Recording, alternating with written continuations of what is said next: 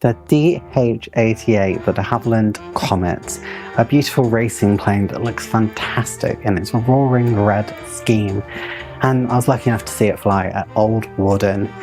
Yet, at the same time as this being one of the most beautiful, iconic aircraft of all time, it's become the subject of controversy this year, with perhaps the worst model kit release of 2026, so I guess we need to get into it. Hey guys, it's model making time, and well, we're here to build the de Havilland DH.88 Comet in 1/72 scale from Airfix. This is one of the Lidl releases. It's neither a gift set or a starter set, and it's actually a reissue or a really old kit that we'll go into shortly, because there's a lot to talk about this kit. And I'm going to preface all of this and just say that this kit is not my best work, because, well, I gave up on it. We'll talk about that in a lot more detail when we get to the construction and after we had a look at what's inside the box. So what I also wanted to do is give you a brief history, but from someone who actually cares about this aircraft a lot more than I do. I was never really super fussed on this aircraft until I saw it fly at Shuttleworth Collection, and then I was like, God, this aircraft is gorgeous. And I like it, but I wouldn't say I'm super passionate on it. VFC, on the other hand, Captain VFC, definitely cares a lot more about this aircraft than I do, and so I figured who better to give a short history than them. The DH.88 Comet Racer is an aircraft from the wonderful interwar period when people would build planes just for fun things like flying from Mildenhall in Suffolk to Melbourne in Australia. Why not? The project started when de Havilland both wanted to experiment with some advanced production techniques and features such as flaps, retractable undercarriage, variable pitch propellers — this is the first aircraft to have all three — and to enter the 1934 McRobertson Air Race. 3 airframes were initially built, and to try and stimulate some buyers, they were sold off at a pretty discounted rate. Of those 3 initial airframes, the race favourite was GAC-SP Black Magic, flown by Jim and Amy Mollison, better known by her maiden name of Amy Johnson. Unfortunately though, engine troubles saw Black Magic withdraw from the race. After returning to the UK, Black Magic ended up going to Portugal, where it was being used for mail services, things like that. The aircraft disappeared off the radar, pun not intended, before being found in a barn after 40 years. It has since been brought back to the UK and is currently under restoration to airworthy condition. GACSR, also known as the Green Comet, did go on to complete the race, finishing in 3rd place. Afterwards, it ended up being sold to the French government, where it was going to be used for a mail service. The fate of that one we'll get back to. Both of those aircraft have been represented by Airfix in the 2010s using this tooling and a new sheet of decals, only one at a time. They've never released a bundle, to the best of my knowledge anyway, never released a bundle of all 3, which would have been ideal, but hey ho. The most frequently represented and the 3rd and most famous of those initial Comets is this one. GACSS Grosvenor House. Grosvenor House went on to win the 1934 McRobertson Air Race and ended up being used for trials by the Royal Air Force until a hard landing saw it being written off. However, it was safe from the scrapyard, rebuilt and re-entered the racing circuit with plenty of time to bag up a few more records. However, the Second World War naturally put an end to the fun of air racing. ACSS ended up being impressed back into RAF service, but was then passed on to de Havilland, who maintained it until it was restored for cosmetic display in 1951. It became part of the Shuttleworth collection in 1965 and was restored to airworthy condition in 1987 and can still be seen at the occasional Old Warden Air Show. There were 2 more DH-88s built after the 1934 McRobertson Air Race. One was built for the French government following their success with the converted ACSR, and both of those ended up flying mail services around France. There is something of a myth as to what happened to both of these aircraft. It has widely been reported that they were destroyed in a hangar fire in the south of France in 1940, but this simply isn't true.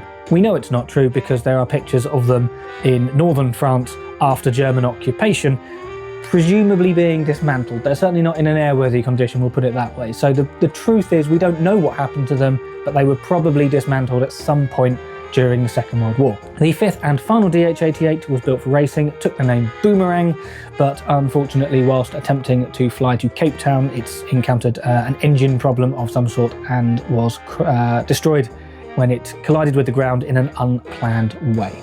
Thank you very much to Ms. Modeler for inviting me to have this little history talk about the wonderful DH.88, an aircraft that I love from a manufacturer that I love even more. If we were to talk about the replicas and close to full-size models as well, we would probably be here all day, so I'm just going to leave it at the 5 original airframes. As you can see, I do have my own one to build, so if you don't follow my channel already, please just check me out. If you don't like me, that's fine. You probably already skipped this bit if you don't like me, logically, because why would you watch someone you don't like? I've gone on a tangent. If you don't know who I am and you want to see me build one, then by all means subscribe.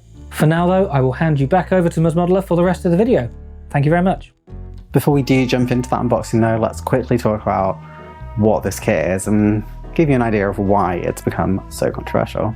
So this kit is actually one of Airfix's older kits, one of their oldest, I should say, and it's from 1957 and then was released at various points during the 60s, the 70s, the 90s and the 2010s. The 2010 release had it in black, red and green, 3 different boxings of course though, because it wouldn't just be one box, would it? And well, it's then been re-released this year in 2026. There were a couple of other releases during the course of that period, including some international releases, but that's the core release schedule. It's a model kit that really represents its time, back in the era when model kits were definitely kind of a hybrid of toy and scale replica, definitely more on the toy side though, and it's very different to contemporary kits. And I think we should go and have a look inside the box so you can get an idea of what I'm talking about, and then we'll talk a little bit more before we build it.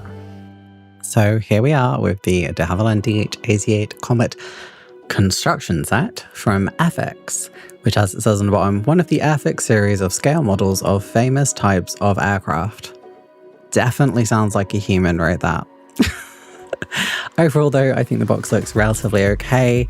I do like that it's clear that it's a construction kit, so no one's going to get mistaken from that, and it says from 8+, and it includes paint, paintbrush and cement. So it does include everything you need to actually build the kit, and well, it's a bit more transparent than you think it is. We'll have a look at that on the back of the box in a moment. But yeah, it clearly says 1/72 scale construction kit, and then we've got the paint guide on the back, including where to fit all the decals. And then right on the right hand side, where my thumb is, in the grey, it's sort of got the tooling information and the decal information, so it gives you the dates for each of those. I have been told, I think at least on one of the boxings it's incorrect, but I think on this one it's all correct. It shows the 3 paints that you'll need, and that the decals are from Cartograph as well. So overall, it does tell you everything you need to know in the box. This is similar to sort of some of like the more recent Hella boxings, where it tells you the date on the back. It's interesting because this isn't a vintage classic, a starter set or a gift set. It's just sort of its own weird thing. Well, here's the entire model. It's really, really small. Not much at all to this set. And the canopy that kind of comes on its own little sprue. It's basically the fuselage, wings, engine nacelles and tail section and the canopy. And it's very simple. And you can see the cockpit actually has 2 little half sphere things in them that will look like 2 pilots. Well, if you use your imagination a little bit. You can see the detail is pretty much lacking on the entire kit. It's just a very simple kit with a few sort of quite deep panel lines on there. I mean, overall the aircraft is quite smooth. It's obviously a racing plane, but this does seem to lack any real detail whatsoever and isn't necessarily the right shape in every single area. Again, the kit is relatively old, so we can kind of forgive that, but it does have some detailing on it, so it's not as if it's an entirely flat surface. The plastic in some areas does seem quite thin, and because it's red, it does mean if you paint over it, you might get a sort of a different colour showing through underneath. And the canopy is really weirdly thick, yet it's mostly clear, but I did have a couple of scratches on mine. The decals are from Cartograph, so obviously they're perfect. There's nothing wrong with these, other than, well, it's me applying them, so that might go a little bit wrong. But this gives you the decals for Grosvenor's house. Sadly, you don't get the decals for the green or the black one, even though they have made them before. The instructions are relatively simple. It's literally a page. Again, this is a simple kit. And it does, for some reason, show you sort of the nose has a not tail light, it has a light on the front, but there's no clear part included for it, so I ended up cutting mine off and putting glue and glaze on it. But it's weird to me that it's in the instructions, despite the fact it's just not there. So it doesn't look that complicated, does it? And it's misleading. So yeah, it's only a few parts, but what I found, and you'll see this as I build it, I actually built this on stream initially, and I started off and I was like, oh, this kit, it's not as bad as everyone makes out. Yeah, like it's old and there's no cockpit detail, and it's just like two little circles that are meant to be heads that are going in the cockpit, but it's fine, it'll look good once it's finished. And I kept going, I got really frustrated because I was like, oh, everything's a little bit warped, nothing fits together properly, the plastic is really thin, the canopy is really weirdly thick, and that also doesn't fit properly. What is this kit? And I ended up really hating it. So as we go into the construction, I want you to bear in mind that I didn't put my all into this kit because I kind of, do the videos, and I buy kits sometimes to do more so for the videos than anything else, like I did this one. I wanted to make sure I still finished it and was quite honest about it. So when I started the live stream, I was like, I'm gonna add more and more detail, and then I decided, no, I'm just gonna finish it. So I'm gonna preface that now, because I'm gonna get lots of angry comments saying, yeah, it does, because why should I waste my time on something that's not gonna give anything back to me that I don't enjoy? Kind of like a pointless relationship, isn't it? So yeah, let's go and have a look at me fighting this kit. Again, the construction on this kit is relatively simple, if a little bit fiddly at times. The first thing I did was pop the little ends onto the propellers so that they could sit inside the engine nacelle and freely spin. I also stuck the landing gear into the engine nacelles, though I would later accidentally break these off when gluing the engine nacelles together, as you're about to see. This happened multiple times, and I ended up gluing the gear in probably about 4 times. Again, it's my own fault for not letting it just fully cure, because I just wanted to get this project done. If you left it probably for half an hour, it would be fine. I did find the wheels didn't want to really sit fully together, because the wheel sort of sits in between both parts of the undercarriage, so it's a little bit of a fight to get it to fit properly. The fuselage half is, well, just that. It's just a fuselage halves, and you don't need to do anything else with it, which is quite nice. I haven't actually stuck the tail sections in yet. I was just seeing what they would look like, and I stick it together and you can see a gap forming, and I actually had to fight quite a lot and put a lot of tape around this to make sure it actually stuck together, because it seemed quite warped. It just didn't want to sit flush, and it's not like there's any big parts that's sticking out that would indicate why this was happening. Now, I don't know, and it ended up gluing together fine in the end, but this was just really odd, and just suggests that it's a slightly warped kit, really old tooling. It happens, and hey, we've had a heat wave here. I'm also willing to give it a bit of grace that maybe the heat warped it a little bit, but you'd expect to see the smaller parts warped too, which they're not. Now, the wings do go in, and they're meant to go with a 3-degree angle, so the ends will be sort of 3 degrees higher. I didn't end up getting that result, and they are quite heavy compared to the rest of the kit, so mine ended up kept drooping downwards. I ended up giving up with it because it's just going to sit on a table or a shelf anyway, so I'm not too bothered about it. But just bear that in mind. You might want to just make some amendments to make sure it does sit up, or use some tape to make sure it really does sit there, and you might need to put a bit more glue on, move it again, and do all that sort of thing. I just, again, wasn't really that bothered about it by the end of it, because you can see how much tape I've had to put on there just for it to sit together, and the nose in particular just didn't stick together at all. Like, that entire nose section that's wrapped in tape was because it had to be, because it just wasn't going together. It was mad. I did find the tail also didn't want to stick in super well. One side sort of clicked in place, the other side just kept falling out, so I had to use tape on that too, and left it to dry somewhat like this. With one propeller did pop out, but I just sort of slipped it back in.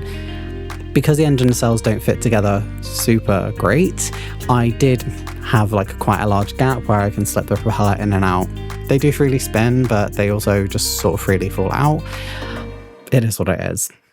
Obviously, I'd stuck them on and I wasn't sure if they were the wrong way around or not, but I couldn't really tell in the instructions. And once I'd glued them all together, I forgot which one was which. So these could be backwards. I'm not entirely sure. That could also cause some fit issues, but it is what it is.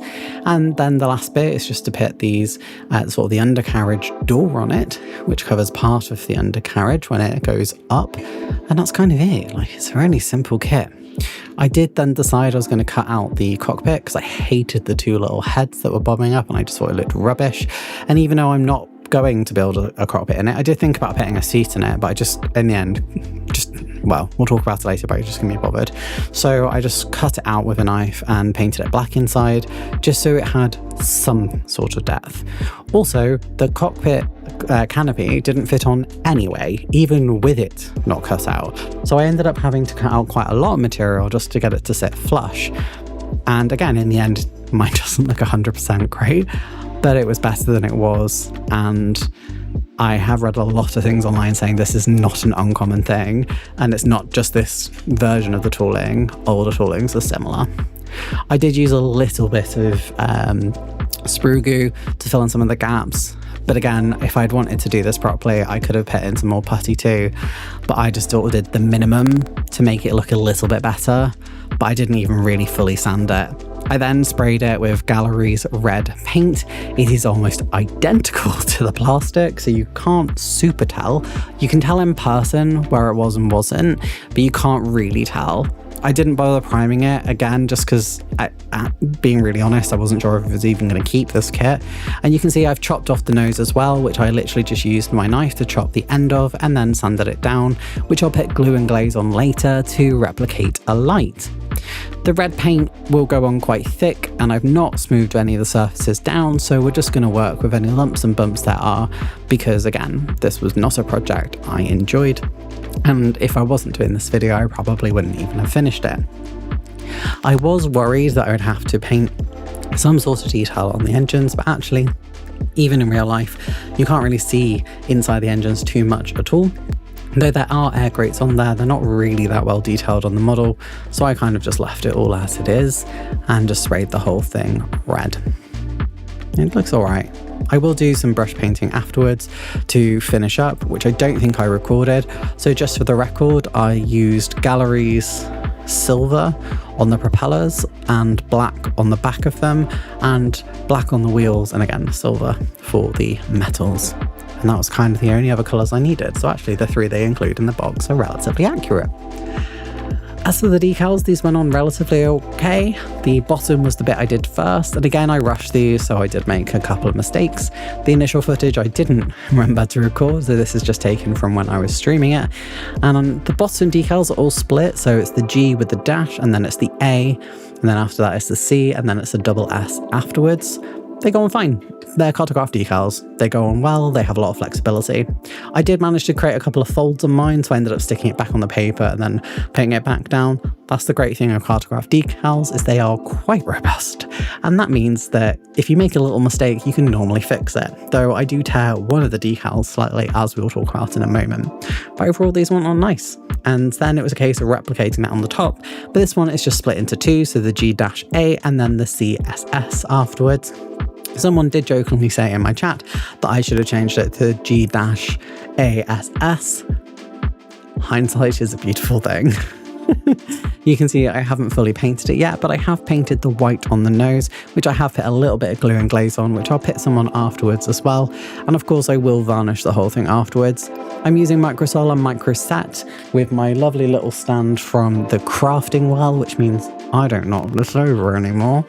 And I really enjoy it.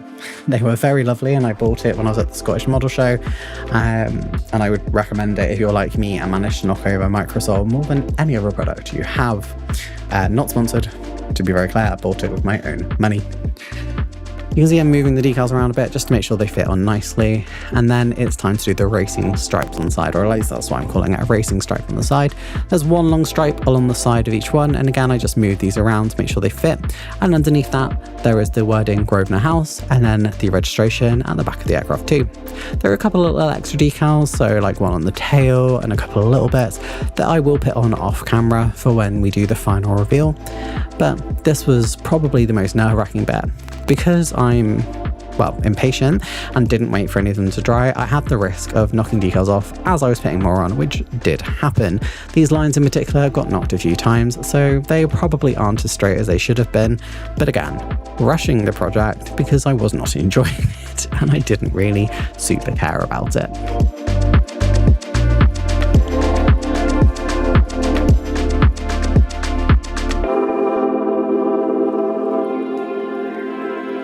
Now's the bit where I'm putting the Grosvenor House bit on, and because I messed up the lines on this, I ended up folding the Grosvenor House bit in half, and I ended up ripping part of the H off, but the rest of it is okay, and the other side of it is completely fine.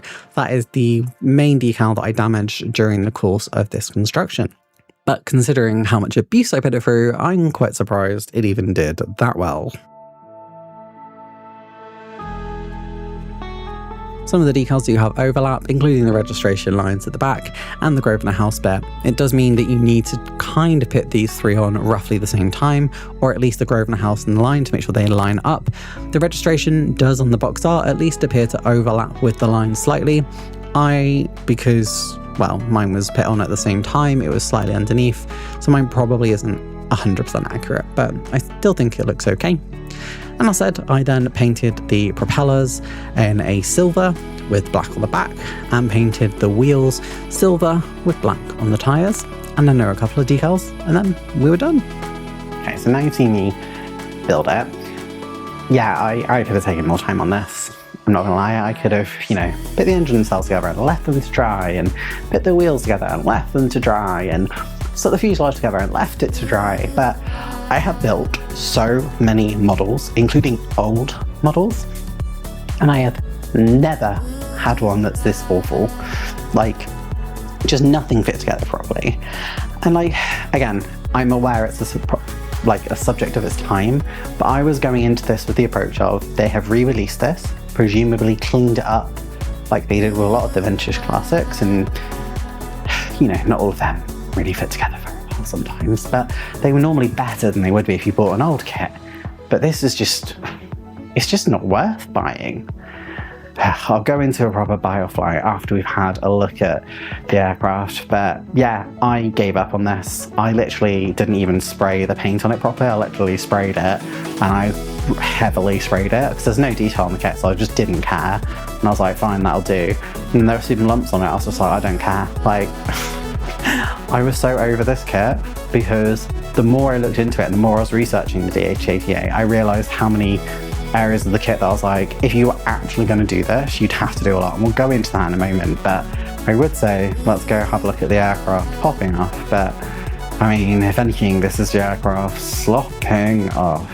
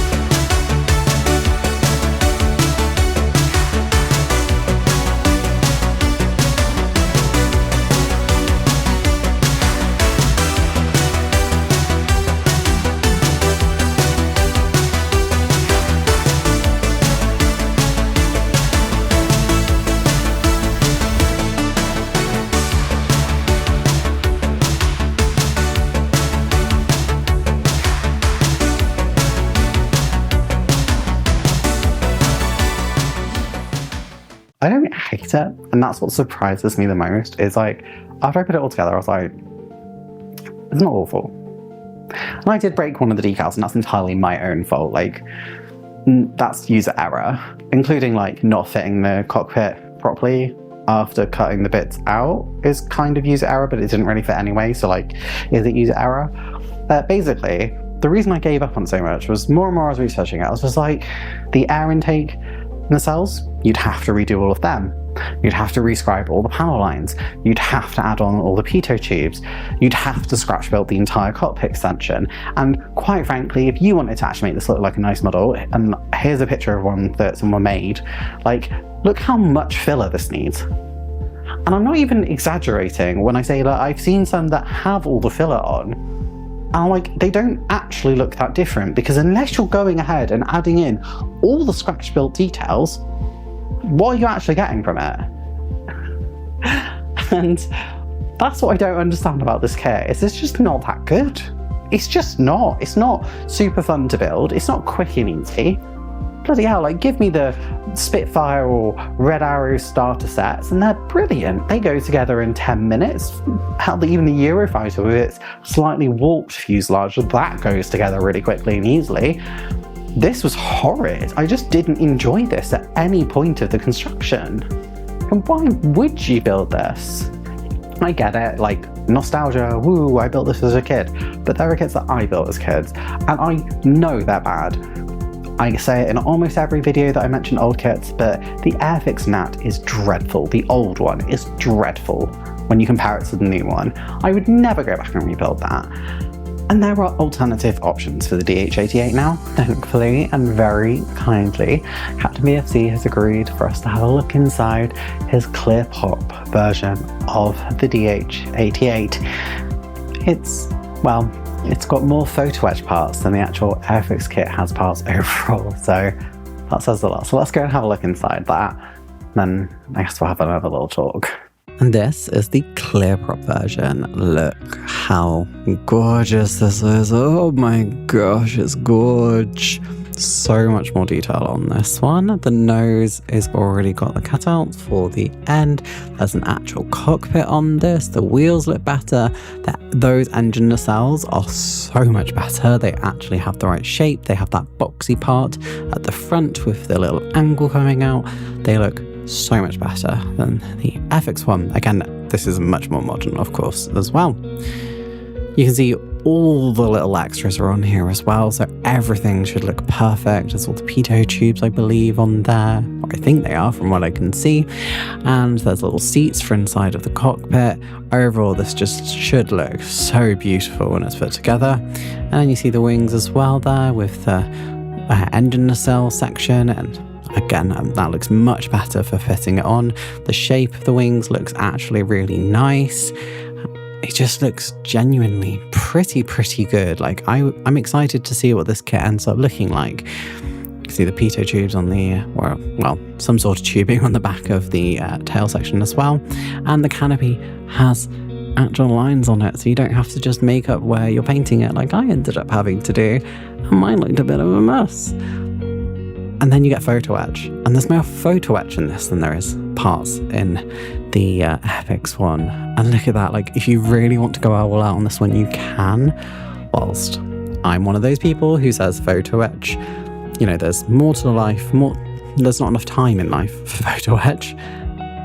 It's there. If you want to do it, if you want to make the most detailed DH.88 in the world, you absolutely can. But look how nice this looks. This looks genuinely brilliant. I'm really excited to see this built, and I'm really excited to see it built next to the Airfix one to just show how much better the new tooling is, which isn't a surprise, but yeah. So yeah, it's not a good kit, is it? And it's interesting because, you know, like, when these kits originally got announced in Lidl, I was very like, ugh, the box art, I don't think I love it. And then I saw it in person and I was like, actually, I get it. I think it's actually quite clever. And then I looked at and I bought them and had a look at them and I was like, okay, so the Aston Martin's fine. The BA Hawk is fine, but it doesn't have the right decals. And the Gazelle, I was like, well, at least it's been re-released, like, fine, whatever. And the Land Rover, I've not touched, but everyone says it's good. And then you have this, and it's like, this is just such an odd one out, and there's so many good kits they could have done, including in Civilian Scheme, like even just doing the Islander. You could have done the Islander again.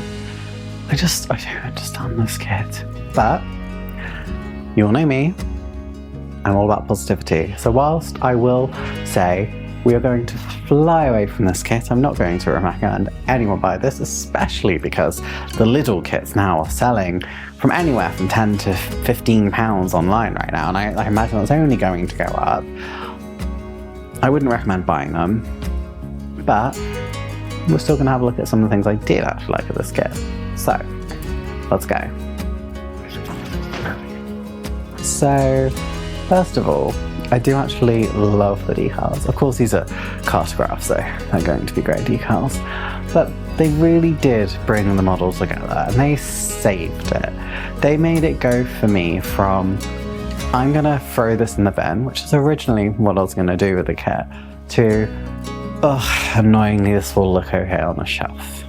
So, the decals, great. Whilst I did fumble with the Grosvenor House bits, that was entirely me and just rushing and not caring anymore. So yeah, the decals look fantastic. They really do work super well on this kit. Nicely designed as well, so they all fit on really nicely. Yeah, just gorge. And down here as well, actually, I do like the landing gear assembly. And that sounds weird, but landing gear is always a point of contention for me, and it quite often can be weak or collapse, and even though it didn't stick super great for me, it would have if I had taken a bit more time with it. And I think, again, given its age, the landing gear looks really, really good for what it is. And it's just a shame about the kit it's on, but hey, it's a cool bit for it to be on, I guess. Should we go look at another bit? And it's pretty. Like, looks good. It looks really good. Ta-da. Red. Yeah, look. I'm not gonna say I think this kit ended up being good, because it didn't. I found it really not enjoyable to make. It was frustrating. The warping and all that jazz. It made it a really not fun kit. But I will say, look, make the best of what you have. You know, you don't have to spend a million hours on it. There are lumps on the props on this, because I just couldn't be asked, you know? Modelling is what you make of it.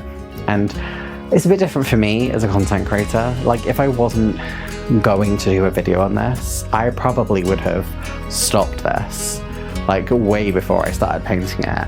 I would have just stopped doing it, because there would have been no need for me to do it. I could have just gone and bought the clear prop version and done it nicely. And it's a bit frustrating, because I was so excited after doing it at Old Warden, and then it was this. But, look, I mean, it's fine. It's fine. It got me into a new subject, and I think that's always a good thing, even if it's not something I would recommend. But still, this, for me, is officially the worst kit of 2026. And we're not even through the year yet, but I don't think anything's gonna beat it. Well, if you've enjoyed what you've seen here today, make sure to subscribe to the channel to be kept up to date with the latest and greatest videos, and like the video and leave a comment down below. Do you think this kit deserves its reputation? If you'd like to support the channel more, you can become a channel member by hitting the join button down below. That's Starter Kit and Advanced Kit level members, but Advanced Kit members do get shout out at the end of the video because they're just so adorable. And you can also do the same over on Ko-fi. There's also one-off note donations there as well if you're just feeling a little bit generous this month. If you're on mobile, once you've finished leaving that comment, swipe over and hype the video too. And if you want to join a lovely community of model makers, join the Discord. It's free and it's down in the description below. It's just a lovely place where we can chill out, talk about models, and share our latest creation and finished builds in a forum style layout. With that, I think we've reached the end of our journey with the Comet, and I'll see you in the next video. Bye! Thanks for watching the videos. You can see all the lovely Starter Kit and Advanced Kit level members here who have helped support the channel. A big shout out goes to my Advanced Kit level members, including Taggers365, Star Trek Props and Models, Bobby G, Dafty Duck, Bob and Genevieve Albridge, David Barber, Jeff Dioramas, and the two longest supporters of Advanced Kit level members, that's Explosive Water and Crazy Loacher, who has given a load more donations of more advanced kit level members, so thank you so much for your support over the time. It really does make a world of difference. And if you've enjoyed what you've seen here today, make sure to subscribe to the channel to be kept up to date with my latest and greatest videos, including live streams, which I aim to do, well, 1 to 3 times a week depending on my availability. And here's a recommended video for you.